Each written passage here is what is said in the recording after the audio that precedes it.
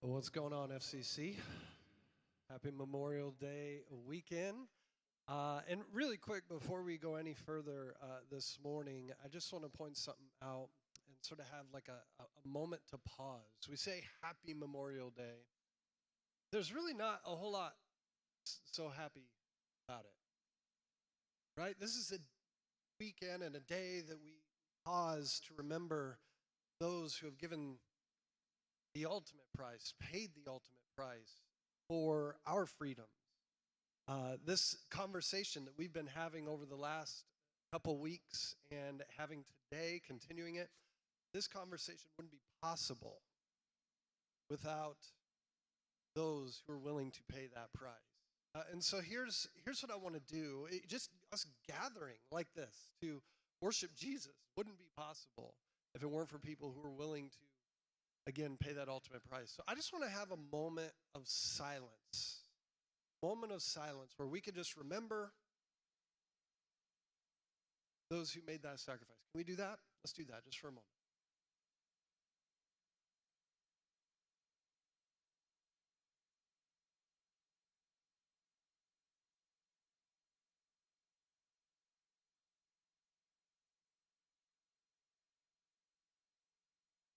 Thanks for joining me. Thanks for joining me in that.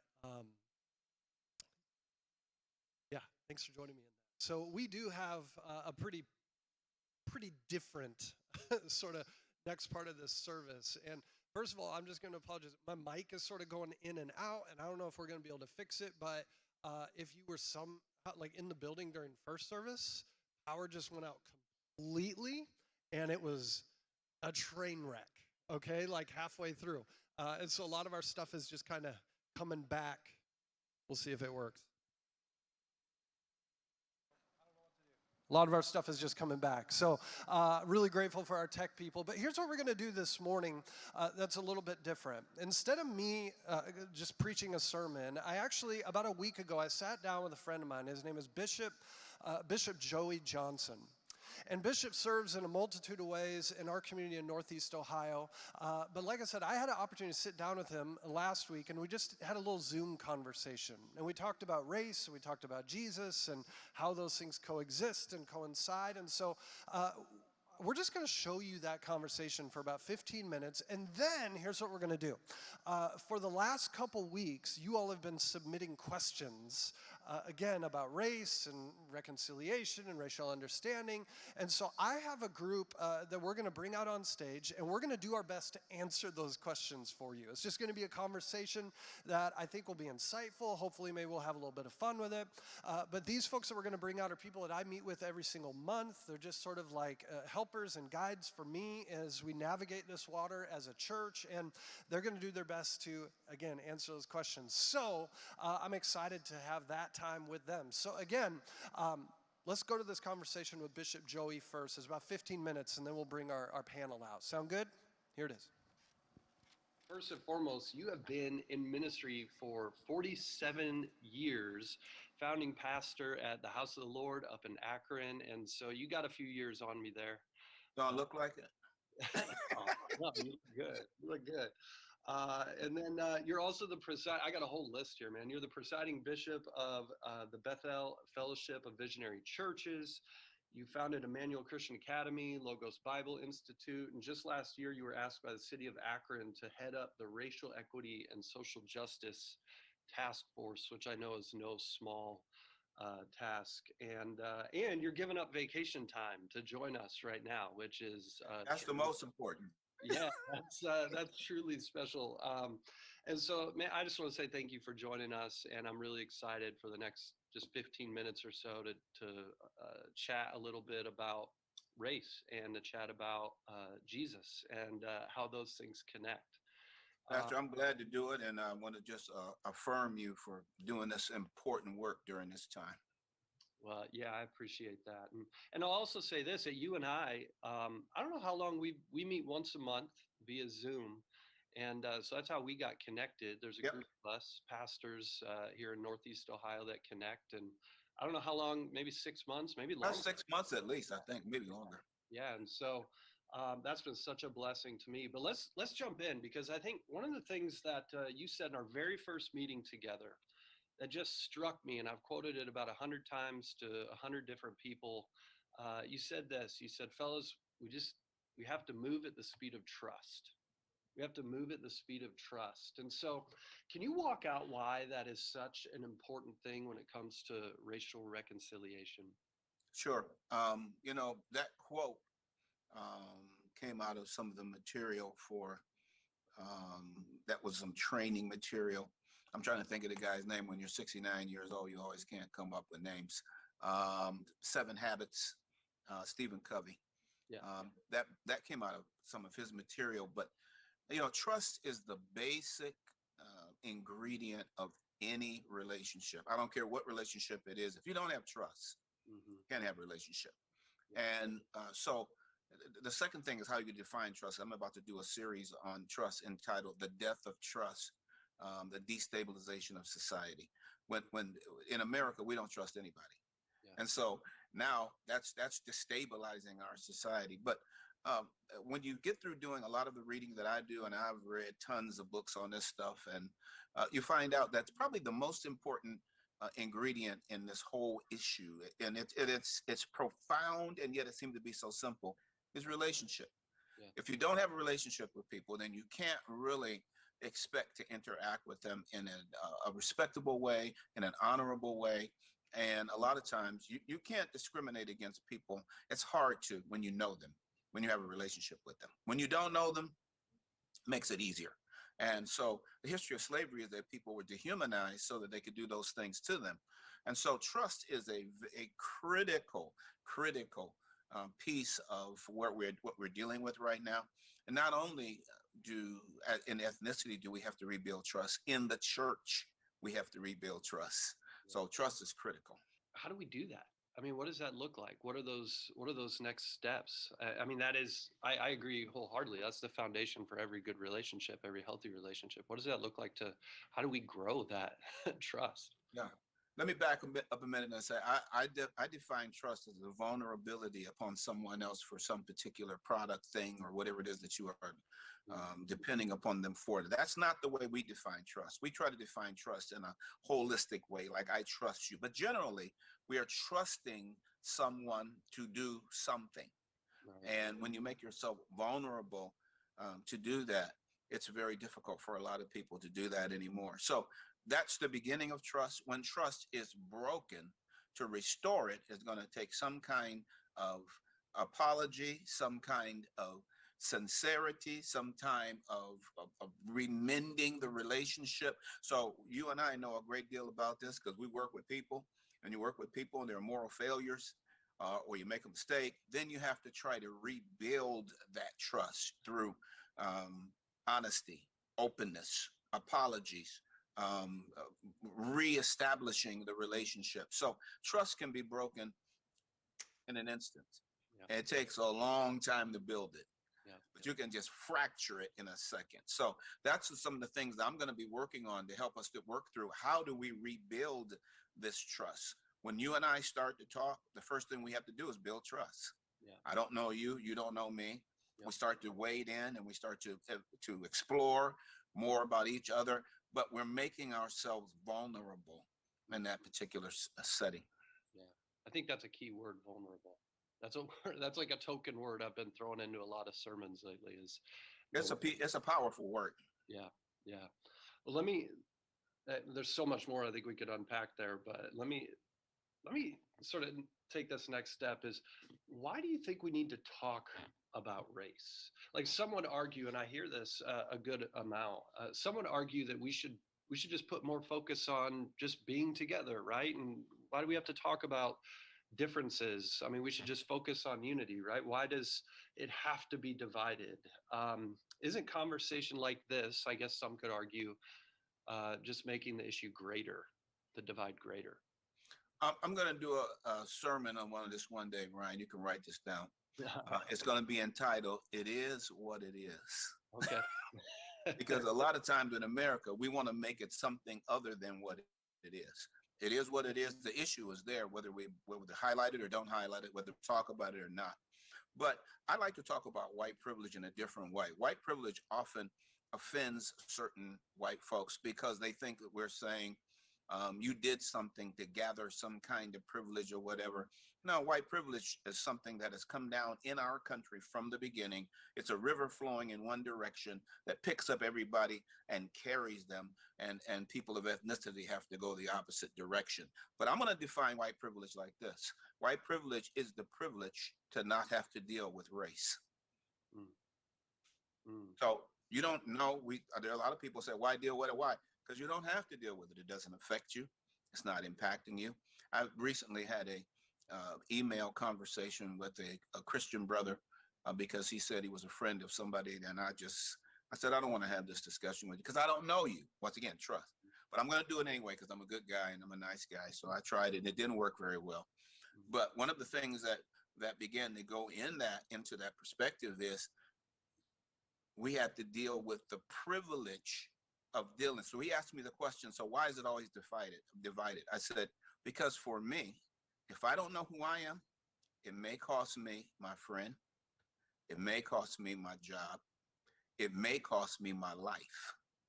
So I have to know what my ethnicity is, where I am, what's going on all around me. I don't have the privilege or the pleasure of not knowing. I have to know. But when you're white, you don't have to know. Now, as far as the country, Cornel West says we have a historic amnesia. So we don't want to remember all that has taken place from the beginning of this country to now. We want to jump over that and can't we all just get along? Yeah. Yeah. Yeah. So let me ask this then. What would a person be able to do, or what can a person do or say that will have a positive influence on a level, and that let's say they're a quiet racist. Maybe it's a mom or a dad or a aunt or an uncle or a good friend or whatever. Um, is there hope that there could be change in that person? Which I think there's always hope, right? Um, but what advice would you give to someone who's trying to enter into conversations with that individual to try to, um, with grace, to try to change their perspective or their heart? Yeah. I'm with you, Pastor Ryan. Even at the most hopeless situations, because we serve such an awesome God, there's always hope. The probability is not very high, but the possibility is always there. And I say that you can't change anybody else. We have a hard time changing ourselves. But the thing that I want to do, and I think the thing that you're talking about, you're hitting on, that's so important, is I will not allow that kind of conversation in my presence. So in other words, I can't straighten it out. I can't make you believe anything. I can't change you, but you cannot tell racist jokes, ethnic jokes in my presence. I'm not going to listen. Mm-hmm. I am going to stand up for what I believe is right. And by doing so, I may trigger something in the conscience of the other person that God can use for the long run. So I think there's always hope. I think we're going to be facing this problem for a long time, but I think we got to stay in the fight. Mm-hmm. Mm-hmm. Okay.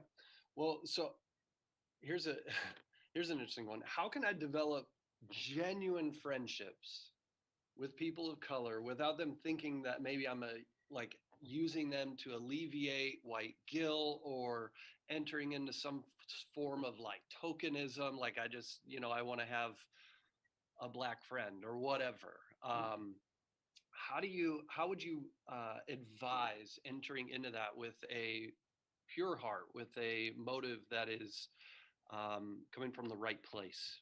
Yep. Pastor Ryan, you said earlier the word vulnerability is a very, very key and important term. Here's another one that comes up quite a bit for me: authenticity.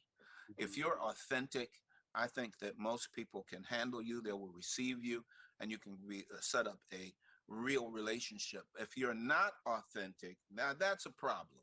Yeah. So I think that a lot of times people feel like, not knowing African Americans, are they angry?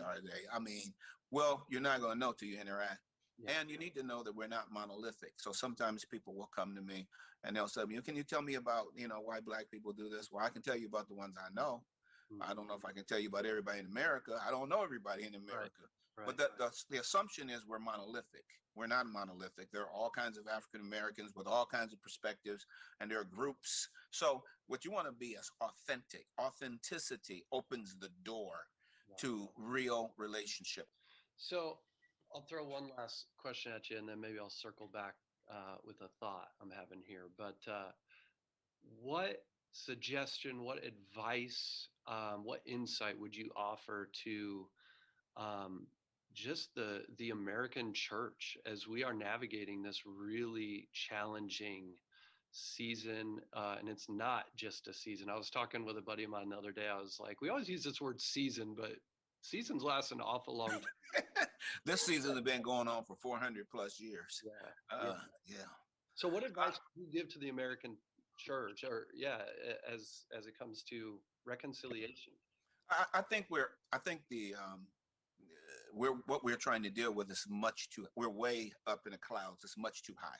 Mhm. I think the church would take a large step forward if it would just deal at a very basic level and say that racism is sin. Mm-hmm. We're not discussing it as sin. We're discussing political perspective. We're discussing all kinds of other perspectives, economic perspectives. We're all kinds of perspective. How about at the base level, bottom level? That's a sin. Yeah. If we can admit that it's a sin, maybe we can begin to have a discussion about why it is sin. What are the attitudes behind that sin? Where did it come from? So that we can begin to work our way out of and create a compassionate, loving church that is a basis for all people. And I think you are hitting that nail on the head. That's what Jesus did. He entered in with publicans, sinners, all kinds of people, and the church didn't like it then either. But Yeah, that's true. That's true. Well, so I guess I'll just kind of sum this up by saying I think there are folks that are just going to say, well, at least for me, I'll say the takeaway in this 10 whatever minute conversation that we've had, 15 minutes, vulnerability, trust, vulnerability, trust. Those words keep coming up. Vulnerability, trust. Um, vulnerability and trust. What we might have to edit this out because I'm stumbling to try to even figure this out. But that's all right. That's going to be the best stuff right there, brother. I'm trying to figure out where to go with this. I just think we are, and I've said this before, we are a homogenous people, right? And so we're often attracted to people who are like us, which makes it hard to be vulnerable sometimes. And it makes it hard to trust people who are different.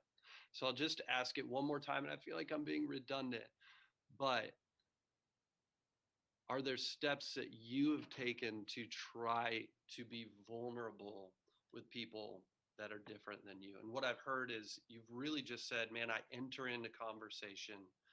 And I think I guess I'll say this. I think one of the hardest things in that is it means you're having to lower yourself, right? I guess that's maybe where I'm trying to go with this. To be vulnerable and to trust. Yep. Means I have to put down my guards. I have to put down my preconceived notions. Absolutely. Down all that. And that's really hard. And so I don't know, to close it us is out, hard. it Is hard. Let's add one more word: vulnerability, trust, authenticity, humility. Mm-hmm. It takes humility to learn. Yeah. And a lot of folks are not open to learning. So this particular gentleman I'm talking about, he really didn't want to talk with me. He really didn't want to have a conversation. He wanted to teach me. He thought I was in the same place he was, and we could affirm one another, and then he could teach me, this is where we are. But when he found out I disagreed, he could not humble himself to listen. Yeah. It takes humility to be able to listen. Now, let me give you a piece of information that I think you probably know, and your listeners will know, your parishioners will know, but probably don't think a lot about it. If you go on the web and you look up something, the search engine is designed to take you to places that you agree with. Yeah. Not the places that you disagree with. So what happens is you look up stuff and you keep getting affirmed. Mm-hmm. That's right. Yeah. That's right. Yeah. But in order to have a full orbed base in order to, I'm going to even go a little higher, in order to be a scholar, in order to really have a wide base, you have to look at both sides of any argument. And so I have to humble myself and listen to my brother or sister in conversation. So that's why I ended up in that conversation, because I want to hear what you have to say. I want to try to have this discussion with you so that we can find common ground and we can be the church of Jesus Christ. Now, notice I didn't say we need to do anything. We need to be the church of Jesus Christ. And if we can be that church, I believe it's going to have an impact upon America. Yeah, yeah. Who you are, that's where the outflow comes. That's where the outflow comes. Some good stuff in there. Just really grateful to Bishop for giving us that time. He was on vacation in Florida, and he was like, yeah, whatever you need. So really grateful for him. And I'm also really grateful for these folks here on stage. Really quick, I just want to introduce them just so you can know who you're talking to here. But these are all FCCers. To my left here, we have Mai. Everyone say, what's up, Mai? Whether you're here in the room or watching online, you can do it there too. What's up, Mai, in your living room? But Mai is amazing. She just joined our staff team about 6 months ago. So she is our community engagement director. That's what she does here. No, but she's been great, and we'll talk probably about more of that later. To my right is Jen Maurer, and Jen just has such a compassionate heart, such a humble heart, such a desire to learn and to grow in so many ways. She serves, is employed at the, I'm drawing a blank here, Hartville Migrant Ministry. And is also currently working on a master's degree. So you're just a busy person, with 3 kids too. So it's all good. And then we've got Chris all the way over here on the side. Everyone say, hey, Jen, first. What's up, Jen? And then we've got Chris. So let's get that. What's up, Chris? There we go. Chris is a friend of mine. Chris has been attending FCC for about a decade. I think we decided this is your 10-year anniversary today, is what we said. Okay. That's not true. I just made that up. That's not true.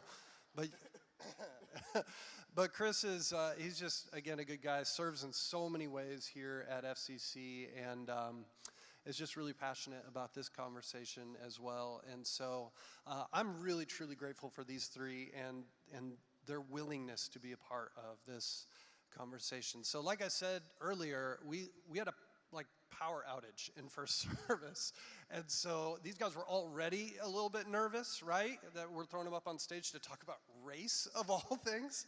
And then the power went out. And so I was just like, come on, we'll just go. And they rolled with it, and they were rock stars, and it was amazing. So here's what we have. We have a bunch of questions that you all submitted, and these are some really great questions. We couldn't include all of them because we only have so much time. But I'm just going to be the moderator. I'm going to throw this stuff out to these guys. And then I need to mention one more thing. We have one more person who isn't here, and her name is Jen Stone. And we were able to get some of her answers to some of these questions, but they're all going to be on video. She's visiting family in Michigan this weekend, and so there'll be a couple times where I'll say, Jen had this to say about it, and that's not this Jen, but a different Jen. Try not to be too confusing, but so there'll be a couple times where we throw a video at that too. So let me get into the first question, and this is one that Mai and Chris and Jen Stone on video are going to answer. So we'll start with you though, Mai. If we could trade places, you and me, and I could experience life as a person of color as you experience life, what do you think would most surprise me? Because you're black and I'm white. Yeah. I think one of the things that would really surprise you is a lot of things you hear about that you really don't think are true, they do happen. I can go into a store and I'll be followed. I can get stopped by a police officer for no reason, and people can attest to that. It happened to me last year. It's really an unusual feeling to be singled out, but I think you would also find that people of color have rich cultures to share with you, and they bring friendship and love just like you want to do. It's good. How about you, Chris? If we could trade places for 24 hours, what would surprise me? I think that you would be surprised by a lot of trauma or just frustration that a lot of black men carry with on a day-to-day basis, just based upon how society is in general. But I also think that you would be surprised by all the things that you, like Maya was saying, like that you might not think actually happen, or might not think that are actually said to you, but that actually really are. You find yourself in a position of you would be shocked by our real life experiences. Here's what Jen Stone said. We'll throw to that video. I want them to know that there are a lot of cultures and countries that make up Asia, and that each are different and unique, and you can't just clump them into one entity. And that, in addition, that China may be the biggest country, but it's not the only one. And then another thing I noticed is a lot of people assume, based on my looks and my ethnicity, that I speak two languages, that I'm bilingual, and I'm not. I have lived in the United States since I was a baby, and I only speak English. Yeah, she's facing that way because when we shot it, I was sitting there and she was sitting there, and we were like, oh, let's try to make it look natural. Like, and now that I saw that for the first time, you're probably like, why? Why isn't she looking at the camera? That's why. But that's good stuff. That's good stuff. Chris, so you have a little guy, Riker, and he's 3.5. And so as you're raising him, as you're trying to teach him, what are some things that, this is a great question, like how do I explain racism to my child? I would say, well, with a little boy in our house, Captain America, Spider-Man, that sort of thing, like Marvel heroes are his jam. But what we did have to do to actually start showing things to him is that we had to point out Black Panther and acknowledge that. And then we also let him know, because he is biracial, that, not that he doesn't see it every day, but obviously that I'm Black and his mom is white. But like, you point out those different things and you acknowledge them and you explain to them where they have questions. But a lot of that comes with just being a parent and being open to having those conversations with your kids. And especially, like, even if you have daughters, to where you do allow for them to play with brown baby dolls and just have the conversation with them, so then that way they know that there are different people other than what their immediate family looks like. And lastly for that is, explain it to your child as if you were in a situation out in public, and if you witness something that is racially transpiring, but whether you choose to address it or not at that moment, when you get home, explain what happened to your kid. And at that point in time, your kid, and you will know how to communicate with your own child to know where they're at and what they will understand, but that kid will know moving forward on how do we address this. This is what actually happened. This is how I know this is wrong, that sort of a thing. That's good. So let's fast forward now. Let's pretend Riker's 17, and he's an adolescent and he's about to head off to college. All right, and so I know in your situation, all along the way, you've been teaching him and trying to grow him as a person of color, a young person of color. But for an individual here that maybe has a kid that's getting ready to go off to college, or whether white or black, how do you prepare them for that, what they're about to face in the quote-unquote, like, real world? Absolutely. I think that a big part of that is parents in general equipping their kids with as many resources as possible, but also as a parent having those conversations with your kid. So whether your kid is Black, white, Hispanic, have the conversation, because life outside of mommy and daddy's house is very different. And That doesn't even have to be racially. It's just life is going to be different. And when that kid goes to college or goes and starts their first job, sort of a thing, there's going to be people who do not look like them, who are going to either be their roommate, be their peers, sort of a thing. And so, whether white or black, you both walk into those situations, especially as college roommates, with guards up. But if, as parents, we equip our children before then to know not to really go in on having that guard up, they're easily able to have those conversations, or at least a little bit more on a comfortable level. That's good. All right, Jen, I'm going to throw one at you. This was, I thought, a really insightful question that came in. It was this: what are some cliches or pat answers that you've heard regarding race that you would just say it's probably not that helpful overall? I think there are probably two kind of pat answers that aren't helpful. And the first one is when people say, when they pivot this conversation and try to point out a perceived flaw in a minority group, and they say something like, well, what about black on black crime? What that's doing is that's just, like I said, pivoting the conversation, making it into something that it really isn't, sidetracking the conversation. And that's just a defense mechanism that allows us to feel like we don't have to really examine our own biases, and that we don't have to take responsibility for our own intentional or unintentional complicity with the system of racism.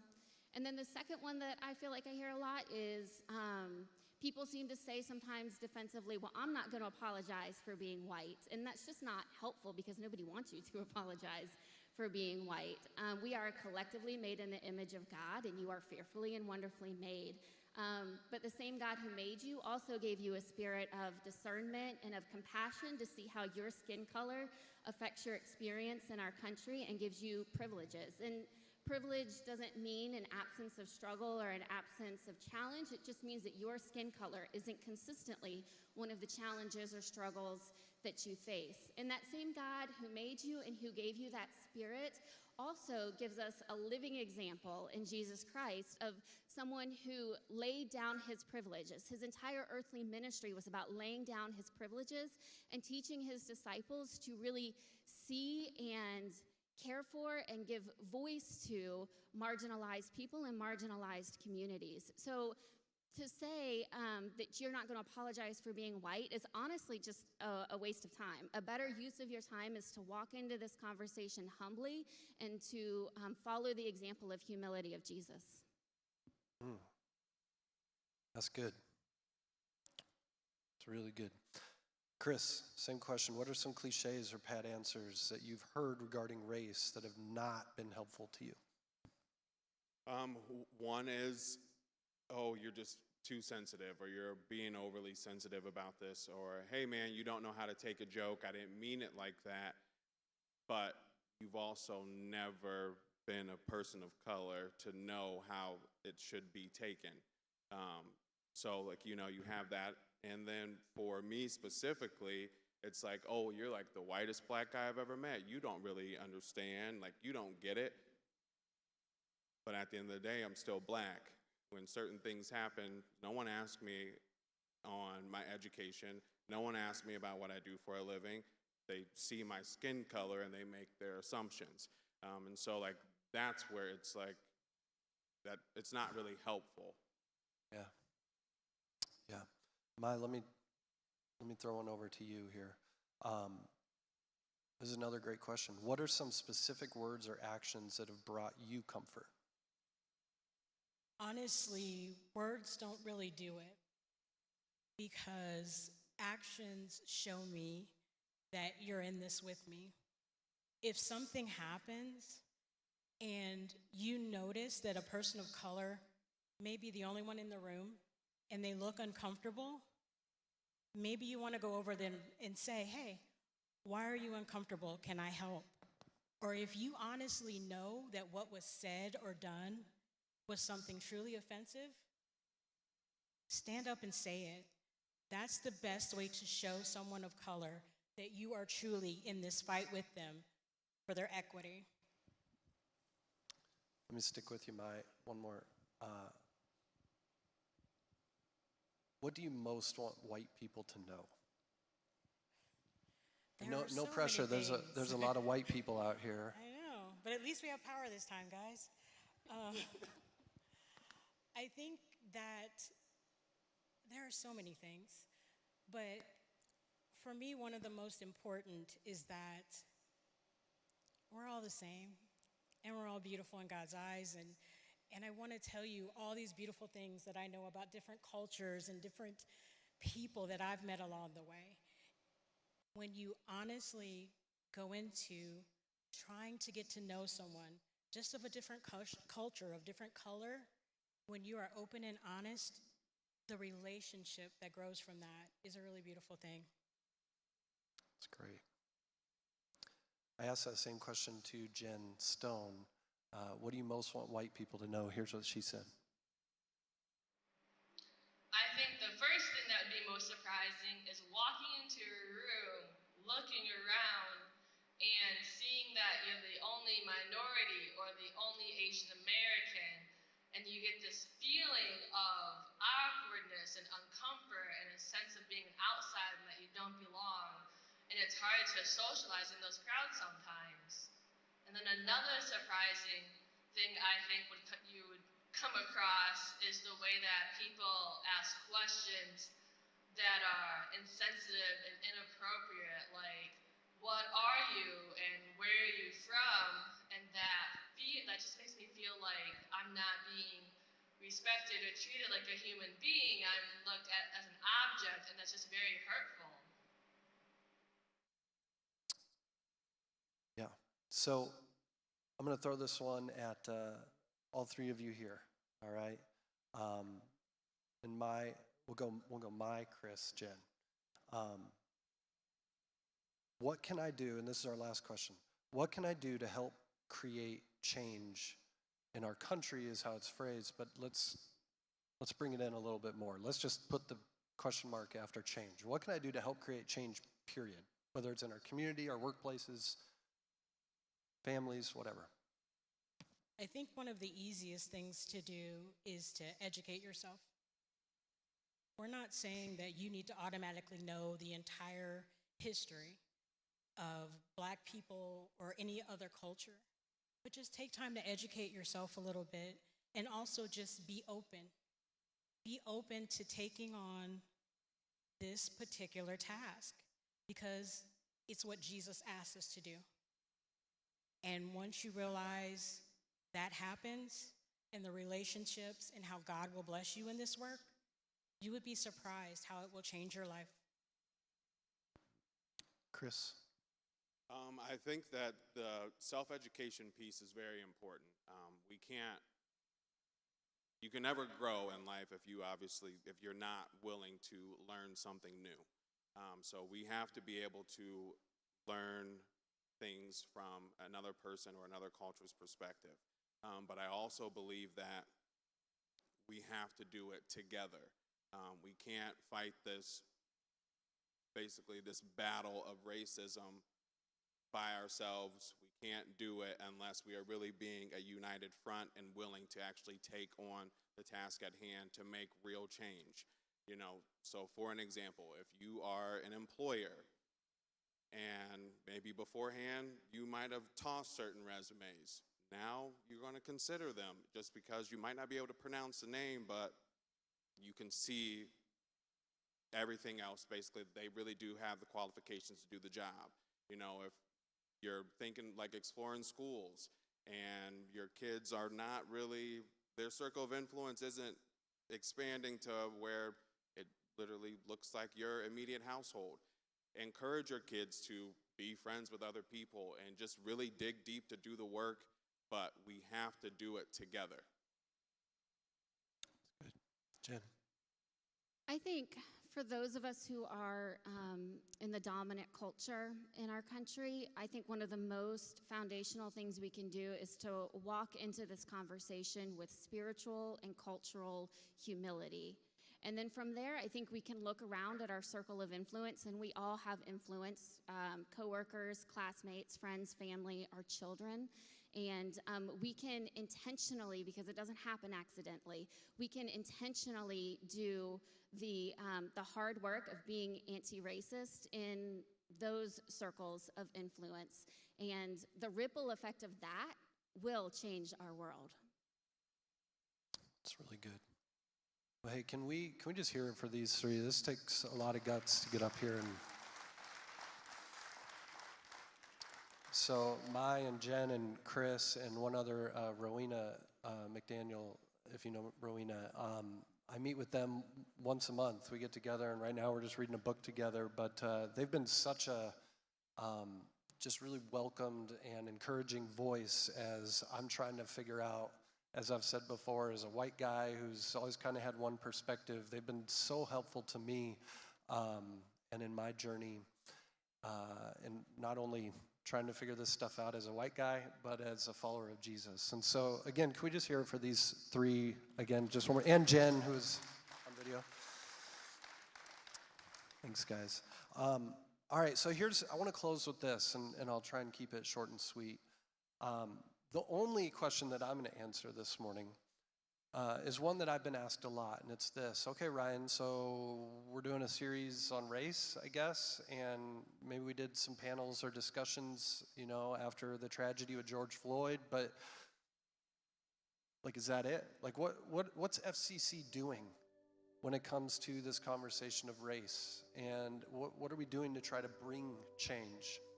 And so really, all I want to do is fill you in on that a little bit. This is not any sort of perfect plan, but I want you to know, and in no way am I telling you this because we want pats on the back. We have a long way to go as a church. But I want you to know that there is an intentionality that we're trying to walk out. And so a couple of things. One is this. For the third year now, we're continuing to offer Be the Bridge. This is a 9-week course where you meet with other individuals, where you can have conversations like this one, and continue to grow in your understanding of race and the whole big picture here. And so I want to encourage you, sign up for that. Go to hub.firstchristian.com. This is the third year we've done it. I'm able to do it this year, and I'm really excited to be a part of it. Here's another thing that we're doing is here over the next couple months, we're actually just going to do training, like Be the Bridge type training amongst our staff, so that we can know how to be a staff that's leading well in this area. Another thing that we're continuing to do is, let's just be honest, part of the reason we're a mostly white church is because this is our community. It just is. And so we will probably never be on this campus a community that's half white and half black or whatever, diverse, 25% Asian American or whatever. It's just not the demographics of this community, but that doesn't mean that we can't be an ally. And so we can continue to have these conversations, and we can continue to try to grow ourselves and take steps forward, even though we may never get to that place of diversity. That's really not the goal. The goal is for us to just do what Jesus calls us to do. That's the goal, to love people no matter their skin color, no matter their background, no matter their ethnicity. And so with that, though, part of our strategic plan in that is we just want to build connections with community partners, with black churches, with individuals who we can just do ministry alongside and with, so that'll grow us as a church. So you'll see more of that coming around the corner. We're going to continue to have conversations. It's not going to be the only conversation we have as a church, but this isn't the last time you'll hear us teach on it. It isn't. We're going to continue to try to grow in diversity in who we feature and how we feature things, and continue in the staff that we hire. And I want to be very, very careful on how I say this. We are very aware of what tokenism is, and we're not interested in that. We're not trying to throw token black people up on stage or token Asian Americans or whatever, but we also understand this, that it's a sort of tightrope you have to walk. If you're trying to grow in something, you have to feature it in order to attract it. Does that make sense? And so it's this tightrope that we have to walk. And so I'll say this. This lady's sitting next to me right now. I put her on the spot in first service. I'm doing it again. She hates it. Mai has been on staff with us for 6 months. Mai is the first person of color to be full-time on our general ministry staff in our over 120 some odd year history at FCC. And and that takes a lot of guts. Because she's like, yo, you white people, you're different than, but I'm so grateful for her to be able to step into that. And so it's something that, and I also want to say this, we didn't hire her because she was black. We hired her because we knew what we were looking for, and she was the perfect person for that job as we continue to try to be a church that's loving our neighbors and the people in our own backyard. That's her heart. And so it's something that we're just going to continue to try to grow in. I have 2 different groups that I meet with every single month. This group, and then I have another group, pastors, Bishop Joey's a part of it, that just like, hold me accountable, walk with me in this. As I'm efforting to try to lead this congregation, we just want to walk with Jesus in it. And then lastly, I'll say this, and I'm not going to say too much about it, but in about a month I will. Some of the feedback I have gotten in this series has been positive, and has been individuals saying, hey, I love the heart, but I just got to say, Ryan, we know we're launching a new campus in about a year and a half. And the campus is going to be in Jackson. And Jackson's pretty white. And you're saying that we're trying to move in a certain direction towards diversity and all that kind of stuff. And so I'm just going to say this as well. This is another area where we're trying to walk this out. Over the course of the last year or so, we've started to reevaluate that. We've started to say, does it make sense for us with a church or with a heart as a church to try to continue to grow? To try to continue to grow in understanding and racial reconciliation and diversity and all these different things. Does it make sense for us to go to a community that isn't quite as diverse? And so that's something that I'll throw at you more in about a month, okay? But it's something that we've re-examined. My point is this series, this conversation isn't just something this isn't it. As a church, we're trying to walk this out the way we think Jesus would want us to walk this out, because we really do believe that the kingdom is made up of people from all sorts of different ethnicities and backgrounds. And that's Jesus for all people. And so again, we don't have it all figured out. I don't think anyone did you figure out racism yet? But we want to take steps forward in effort to be like Jesus. This isn't a political thing, it's a gospel thing. Thank you for having open hearts and open ears to this conversation. Can I pray, and then we'll get out of here? Father God, we do thank you, and we're so grateful for today. And so God, I pray that as we leave today, that we'll just leave with open hearts and open minds to just want to be like your son, Jesus. I'm so grateful for these 3 up here, for Jen on the video, and Bishop Joey joining us. And I'm grateful for this church that says, man, we just want to be like Jesus. So Father, help us in that. We love you. We pray this in Jesus' name. And everybody said, amen. Thanks so much, guys, for being here. Thanks so much for tuning in. If you've been watching online, you can know more about taking the next step at hub.firstchristian.com. We'll see you next week.